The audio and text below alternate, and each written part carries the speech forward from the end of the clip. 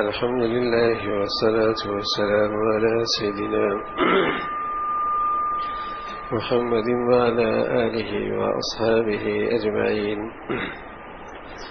أما بعد فأعوذ بالله من الشيطان الرجيم. بسم الله الرحمن الرحيم.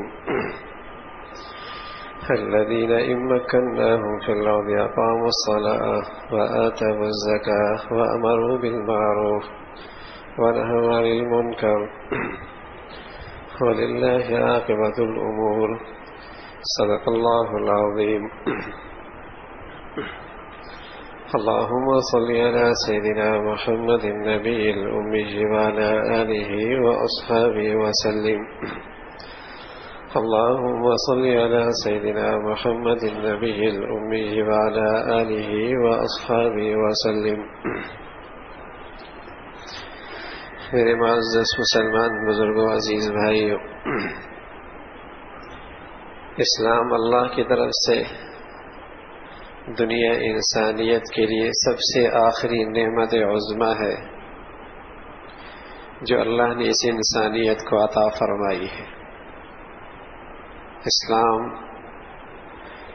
اس دنیا انسان کے لیے اللہ کی طرف سے آنے والی سب سے بڑی نعمت عظمیٰ ہے جو اللہ کے نبی صلی اللہ علیہ وسلم کے واسطے سے اس امت کو نصیب ہوئی ہے. اسلام کی برکتیں، اسلام سے بھرپور فائدہ، دنیا انسانیت اس سے اس کی خیر و برکات دیکھے. اس کے لیے اسلام کے لیے اسلامی مملکت کا قیام ضروری ہے. اسلام کا اور اسلامی حکومت کا جھولی دامن ساتھ ساتھ ہے.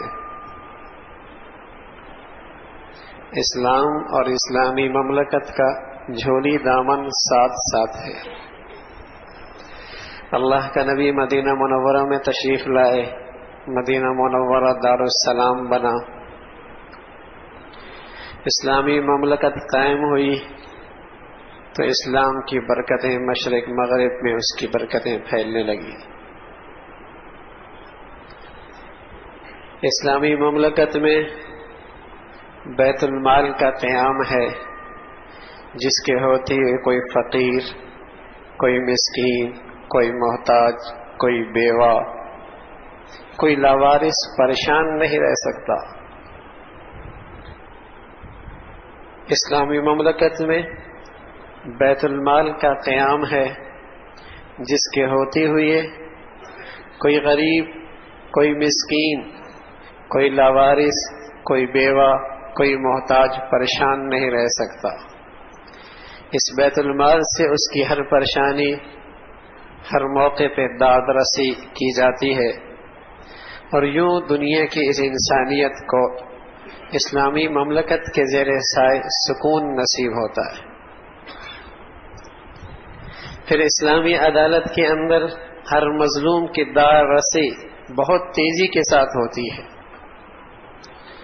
اس پاکیزہ معاشرے کے اندر نہ کوئی شراب پیتا ہے، نہ شراب پینے کے برے نتائج ہوتے ہیں، نہ کوئی زنا کرتا ہے، نہ زنا کے وجہ سے قتل و غارت کا بازار گرم ہوتا ہے، نہ وہ سود ہوتا ہے جس کے نتیجے میں نہ ہم باہمی طبقات کی تقسیم ہوتی ہے. اس سود کی ناپید ہونے سے معاشرے سے سرمایہ داری کی جڑ کٹ جاتی ہے، امیر غریب کے درمیان نفرتوں کی دیواریں مٹ جاتی. اس اسلامی عدالت کے بدولت جہاں چور کے ہاتھ دو چند مرتبہ ہی کاٹ دیے جائیں تو پوری فضا کے اندر امن قائم ہو جاتا ہے. نہ وہاں پولیس کی ضرورت رہتی ہے، نہ محافظ کی ضرورت رہتی ہے، اور نہ ہی کسی کی جان مال عزت و آبرو غیر محفوظ ہوتی ہے. اسلام کے ان جو چند قوانین کے نفاذ سے دو چند مرتبہ ہی دنیا انسان کو جان و مال کی عزت و آبرو کی حفاظت کی شکل نصیب ہو جاتی. وَلَكُمْ فِي الْقِصَاصِ حَيَاةٌ يَا أُولِي الْأَلْبَابِ وَلَكُمْ فِي الْقِصَاصِ حَيَاةٌ يَا أُولِي الْأَلْبَابِ، اے مسلمانوں تمہارے لیے قصاص میں زندگی ہے. وَلَكُمْ فِي الْقِصَاصِ حَيَاةٌ، تمہارے لیے قصاص میں زندگی ہے. اللہ ایک شخص قتل ہوا، اس کے بدلے میں اسلامی عدالت سے سزا جاری ہوتی کہ قاتل کو بھی قتل کر دو. قرآن کیا کہتا ہے؟ اس میں زندگی ہے. یہاں ایک کے بعد ایک اور بھی مر رہا ہے، لیکن قرآن کہہ رہا ہے اس میں زندگی ہے. سبق سمجھایا، ایک کے بعد ایک مارا جائے گا. دوسرا قاتل 1000 مرتبہ کسی کی جان مال آبرو پہ حملہ آور ہونے سے پہلے سوچے گا کہ اس کے بدلے میں بھی کل مارا جا سکتا ہوں. تو 2 چند سزائیں ہی پورے معاشرے کو امن امان سے تحفظ سے بھر دیں گی. وَلَكُمْ فِي الْقِصَاصِ حَيَاةٌ يَا أُولِي الْأَلْبَابِ، اے عقل والو اس قصاص میں تمہارے لیے زندگی ہے. تو اسلام اور اسلامی حکومت یہ جھولی دامن ساتھ ساتھ ہے. دھرتی کی فضا اور دھرتی کی انسانیت اسلام کی پوری برکات دیکھ نہیں سکتی جب تک کہ اس کے ساتھ اسلامی حکومت نہ ہو، جب تک کہ وہ اسلام اس کی عدالتوں میں نہ جائے، اس کے دستور اور آئین میں نہ آ جائے، اس کے اسلامی فرمانروا اور حاکم کی زندگی میں نہ آئے، اس وقت تک زمین اسلام کی برکتوں سے محروم رہتی ہے. ایسا پاکیزہ نظام ہے جو اللہ نے دیا ہے، اللہ نے دیا ہے، اور اللہ سے بڑھ کر انسانیت کا خیر خواہ کون ہو سکتا ہے؟ اس سے بڑھ کر نظام کس کا بہتر ہو سکتا ہے؟ وَمَن يَبْتَغِ غَيْرَ الْإِسْلَامِ دِينًا فَلَن يُقْبَلَ مِنْهُ، اگر تم نے اسلامی نظام کے علاوہ کسی اور نظام کو اپنی زندگی کا دستور بنایا تو قبول نہیں ہوگا. اس میں تمہاری دنیا بھی تباہ و برباد ہو جائے گی، آخرت کے اندر بھی خسارہ اور نقصان اٹھاؤ گے. تو اسلامی نظام کے اندر، فضا کے اندر جب اس کا نفاذ ہوتا ہے تو غریب سے غربت ختم ہوتی ہے، مظلوم کے اوپر ظلم کا ماحول ختم ہوتا ہے، اور پورے معاشرے کو جان و مال عزت آبرو کا ایک تحفظ مل جاتا ہے. یہ اسلامی نظام کی برکات ہیں. لیکن عرصہ ہوا دھرتی چونکہ اس کی وجود سے محروم ہے، وجود سے محروم ہے، تو آج دنیا اسلام کی تصویر بڑی خوفناک انداز میں پیش کرتی ہے کہ شاید اگر اسلام دنیا میں آ گیا تو معیشت بھی نہیں رہے گی، کاروبار بھی نہیں رہے گا، سوسائٹیاں بھی یوں نہیں رہیں گی، زندگی کی یہ ترقی بھی نہیں رہے گی. سچ یہ ہے کہ انسان کی ترقی ہے ہی اسلامی نظام کے اندر. اسلام کی انسانیت کی ترقی ہے ہی اسلامی نظام کے اندر، اس لیے کہ جس ذات نے وہ نظام بھیجا ہے اس کے سامنے قیامت تک کا عرصہ انسان کا سامنے تھا، پھر نظام بھیجا ہے. قیامت تک کا عرصہ اس ذات کے سامنے تھا، پھر وہ نظام بھیجا ہے. وہ عرب کے مخصوص خطے کے لیے نہیں، وہ 14 صدیاں پہلے کے لیے نظام نہیں ہے، بلکہ قیامت تک آنے والے انسان کا تحفظ کا ضامن اسلامی نظام حکومت ہے، قیامت تک آنے والے انسان کے لیے. تو وہ نظام زندگی، اس کی اس اساس اور اس کا بنیادی ڈھانچہ، اس کا بنیادی ڈھانچہ یہ ہے الذین ان مکناہم فی الارض اقاموا الصلاۃ وآتوا الزکاۃ وامروا بالمعروف ونہوا عن المنکر. یہ 4 بنیادی چیزیں ہیں جس پر پوری اسلامی نظام زندگی کا ڈھانچہ تیار ہوتا ہے، کہ وہ زندگی کے ہر فیصلے سے پہلے اس ڈھانچے پہ ان بنیادی نکات پہ غور کرے کہ نماز قائم رہے، زکوٰۃ ادا ہو، اور اس پورے شعبہ زندگی کے اندر کہیں گناہ نہ ہو، کہیں اللہ کی نافرمانی نہ ہو، اور اس کے ہر شعبہ زندگی سے نیکی کو فروغ ملے.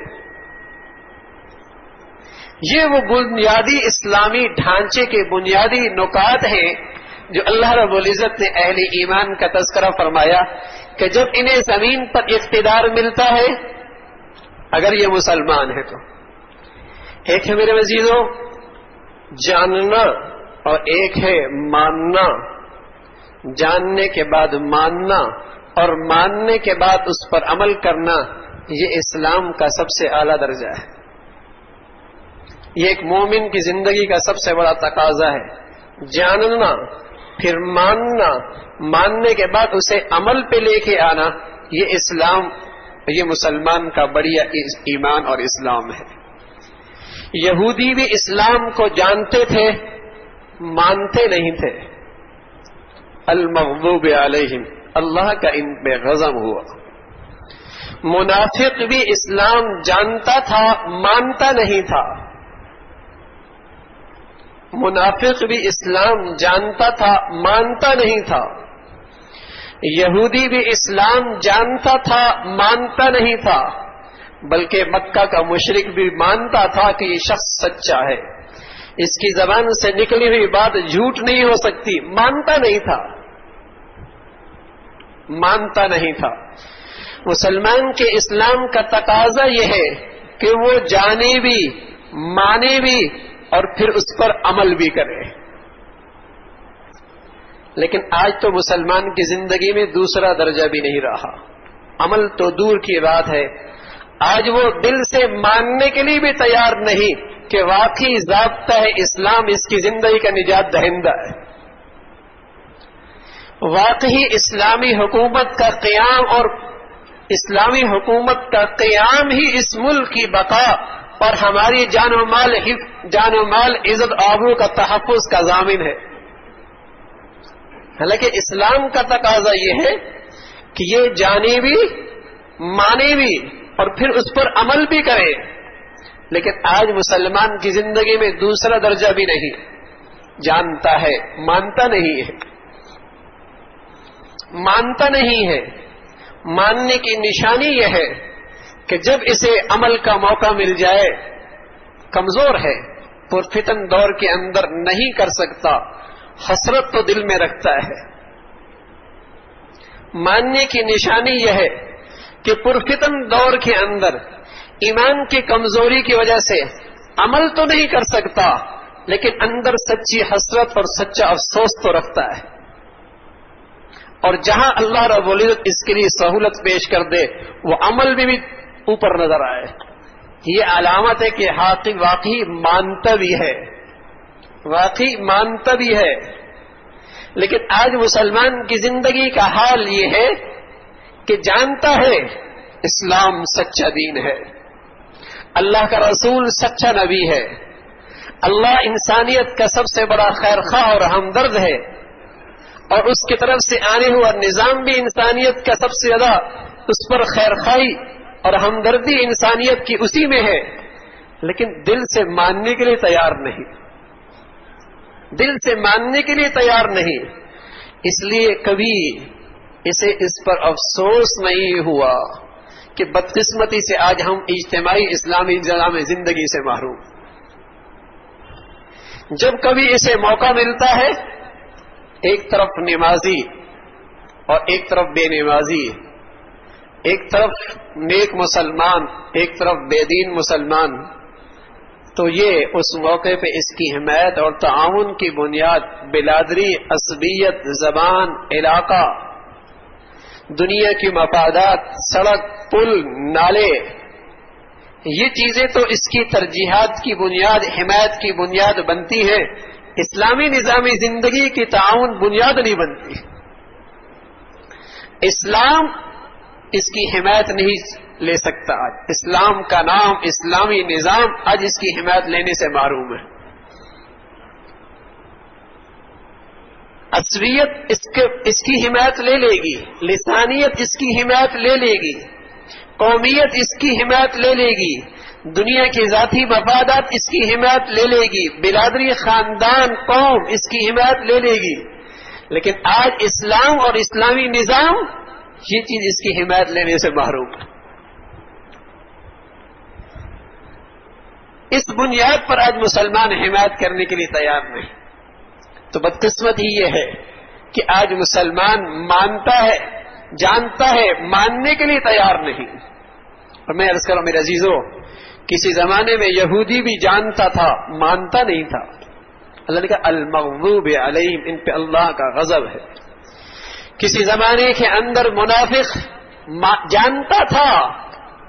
جانتا تھا لیکن اپنی ریاست، اپنی چدراہٹ خطرے میں نظر آتی تھی ماننے سے، اس لیے انکار کر دیتا تھا. آج کا مسلمان بھی اس کے مفادات پہ چونکہ زد پڑتی ہے، اس کی خواہشات پہ زد پڑتی ہے، اس کی حرام خوری پہ زد پڑتی ہے، اس کی شراب کباب پہ زد پڑتی ہے، اس کے کلب اور نائٹ کلبوں پہ زد پڑتی ہے، اس لیے مانتا ہے، جانتا ہے، مانتا نہیں ہے. جانتا ہے، مانتا نہیں ہے. اس لیے کہ اسلامی نظام زندگی کے اندر دولت ایک ہاتھوں میں نہیں جا سکتی. اگر چند سالوں تک تو 10-15 سالوں تک اگر دولت کسی ایک ہاتھ میں چلی بھی جائے تو پھر اسلام کا وراثت کا نظام آتا ہے، پھر وہ دولت تقسیم ہو جاتی ہے. کسی موقع پہ دولت ایک طرف سمٹ کے نہیں جا سکتی اسلامی نظام میں، اسلامی نظام معیشت میں، بلکہ ہمیشہ عوام کے اندر، ان لوگوں کے اندر مساوات رہتی ہے. مساوات، طبقات کا تفاوت مٹ جایا کرتا ہے. اوپر نیچے کہیں لقمہ کھانے کے لیے نہیں ہے اور کہیں اتنی دولت ہے کہ اندازہ نہیں کہ ہے کتنی. اسلام میں اس کی گنجائش کوئی نہیں. ایسا پاکیزہ نظام زندگی ہے، وہ ایسا خوبصورت معاشی نظام ہے کہ اگر کسی ہاتھ کے اندر دولت کسی وقت سمٹ کے چلی بھی جائے تو پھر وراثت کا نظام آ جاتا ہے اور پھر وہ ورثہ میں مساوات کے ساتھ تقسیم ہونا شروع ہو جاتی. پھر اگر اس کے پاس فراوانی آ جائے 15-20 سالوں کے بعد پھر وہ نظام آ جاتا ہے. اور پھر جب اجتماعی طور پہ اسلامی نظام زندگی ہوتی ہے تو دلوں کے اندر رقت، دلوں کے اندر خوف خدا، آخرت کی کمائی کا وہ سچا جذبہ پیدا ہوتا ہے. پھر مسلمانوں کی تجوریاں جمع نہیں ہوتی بلکہ پھر انفاق فی سبیل اللہ کے راستے کے خرچ کرنے کا ایسا مزاج بنتا ہے کہ اپنی تجوریاں بھرنے سے زیادہ دوسروں کا دل خوش کرنے سے اور دوسروں کی ضروریات پورے کرنے سے زیادہ راحت ملتی ہے. یہ اس پاکیزہ نظام کی برکتیں ہیں، اس پاکیزہ نظام کی برکت ہے. اور پوری فضا کے اندر خیر و برکت کی ایسی شکلیں ہوتی ہیں کہ کہیں نہ طبقات میں ٹکراؤ رہتا ہے، نہ امیر غریب کے اندر نفرتوں کی دیوار رہتی ہے، اور نہ ہی کسی شخص کو اپنی جان و مال، عزت و آبرو کے بارے میں خطرہ رہتا ہے. پوری انسانیت امن و امان اور سکون اور چین کی سانس لیتی ہے اس فضا کے اندر. مسلمان تو مسلمان وہاں اسلامی نظام کے اس مبارک فضاؤں میں کافروں کو بھی جب وہ اسلام کے بالادستی قبول کرتے ہیں ان کی جان و مال، عزت و آبرو کو بھی تحفظ نصیب ہوتا ہے. پوری فضا کے اندر امن و امان قائم ہو جاتا ہے.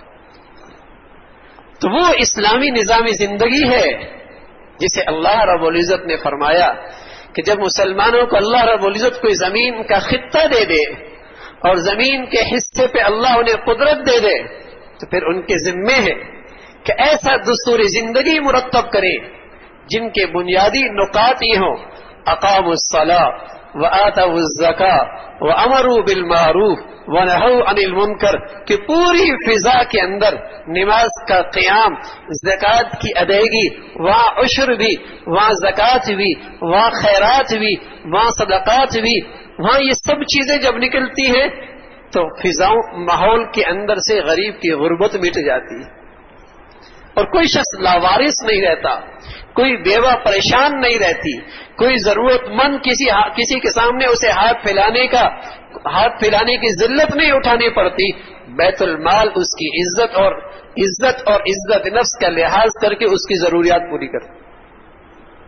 اقاموا الصلاۃ وآتوا الزکاۃ وامروا بالمعروف ونہوا عن المنکر، اور اس پورے نظام زندگی میں یہ بنیادی نکات ہو کہ وہاں نیکی کو فروغ ہو اور گناہوں کے لیے سد راہ کھڑی کی جائے اور اس کے لیے رکاوٹیں کھڑی کر دی جائیں. اور اس پورے اسلامی نظام کے لیے جو بنیادی پتھر ہے، جو سب سے بنیادی پتھر ہے، وہ ایک اسلامی اور ایک مسلمان حاکم کی ہے. کسی وقت اگر معاشرے کے اندر عدل و انصاف کا توازن باقی نہ رہے اور کسی وقت معاشرے کے اندر برابری اور مساوات باقی نہ رہے تو پھر وہ اسلامی حاکم کی ذمہ داری ہے کہ اسے اللہ نے یہ اختیار دیا ہے کہ وہ اپنے اختیار سے اس مساوات کو اور توازن کو صحیح رخ پہ لے کے آئے. اور اسلام نے اسے اتنا اونچا مرتبہ دیا کہ کل قیامت کے دن اللہ کے عرش کے سائے کے نیچے جہاں اور بہت سارے خوش نصیب ہوں گے، ایک وہ عادل حاکم بھی ہوگا جسے اللہ اپنے عرش کا سایہ نصیب فرمائے گا. وہ اسلامی حاکم کا اتنا بڑا مرتبہ اسلام کے اندر کہ اللہ نے کہا ہے اللہ کی اطاعت کرنی ہے، اللہ کے رسول کی اطاعت کرنی ہے، وَأُولِي الْأَمْرِ مِنْكُمْ، اور اپنے حاکم کی اتباع کرنی ہے، اس کی اتباع کرنی ہے جو اللہ اور اللہ کے رسول کا نائب بن کر اللہ کے احکامات کو زمین پہ زندہ اور نافذ کر رہا ہے. اس کا اتنا مرتبہ ہے کہ اللہ اور اللہ کے رسول کے بعد اگر کس کی اطاعت ہے تو وہ اسلامی حاکم و حکمران کی اطاعت ہے. اس کا اتنا مرتبہ ہے اسلام کے اندر. لیکن یہ بنیادی خوبی اس کے اندر ہو کہ وہ خود نیک ہو اور نیکی کو فروغ دینے والا ہو، خود اس کی زندگی تقوی شعار سے آراستہ ہو اور گناہوں کے لیے اس کے پاس اختیارات ہوں روکنے کے لیے. یہ اس کی بنیادی زندگی کا فلسفہ ہو کہ خود نیک ہو اور نیکی کو فروغ دینے والا ہو اور خود برائیوں سے بچنے والا اور برائیوں سے روکنے والا ہو. یہ اس کی بنیادی خوبی ہے. یہی اسلام کے اندر اسلامی حاکم کی خوبیاں بتائی ہے جس پر ابو بکر عمر علی اور حضرت عثمان رضی اللہ تعالیٰ عنہ خلفائے راشدین انہوں نے دنیا کے اندر اسی ضابطے پہ دنیا پہ آ کے حکمرانی کی اور اللہ کے احکامات کو زندہ کیا اور دنیا کو امن و امان سے اور دنیا کو خیر و برکت سے اپنی اس اسلامی خلافت کے بدولت بھر دیا اور ساری دنیا کو امن و امان نصیب ہو گیا. تو میرے عزیزو، یہ وہ بنیادی قصور ہے جو امت سے عرصے سے ہو رہا ہے اور امت مسلمہ اسلامی نظامی زندگی سے جو محروم ہے، یہ وہ بنیادی قصور ہے جس کا شعور بھی آج امت سے مٹتا چلا جا رہا ہے، جس کا احساس بھی امت سے مٹتا چلا جا رہا ہے کہ آج ہم اس دستوری زندگی سے چونکہ محروم ہیں اور اسلام کی برکات سے محروم ہیں، اس پر آج امت میں ندامت بھی نہیں، شرمندگی بھی نہیں اور اس کا سچا احساس بھی نہیں. چلو مانا کہ ہم کمزور صحیح پرفتن دور کے اندر ہم زندگی کے سانس لے رہے ہیں، لیکن میرے عزیزو دوسرے درجہ تو ہو سکتا ہے کہ جاننے کے بعد دل سے مانے تو صحیح اور اس قصور پر دل پہ ندامت اور شرمندگی تو ہو. اور جب اللہ موقع دے کسی نیک اور صالح قیادت کی حمایت کی، نیک اور صالح قیادت کو ہماری حمایت کی ضرورت ہو تو ہم میدان میں اس کی حمایت میں سب سے آگے نظر آئیں. جب کبھی کسی نیک صالح قیادت کو ہمارے تعاون کی ضرورت ہو، ہماری جان اور مال اور ہمارے عزت و آبرو اور ہمارے اخلاقی تعاون کی ضرورت ہو، ہم اس کے دستے بازو بنے. یہ اسلام کا تقاضا ہے. اللہ رب العزت مجھے بھی اور آپ کو بھی کہنے سننے سے عمل کی توفیق نصیب فرما دے. وآخر دعوانا الحمدللہ رب العالمین. وآخر دعوانا الحمدللہ رب العالمین. وآخر دعوانا الحمدللہ رب العالمین. وآخر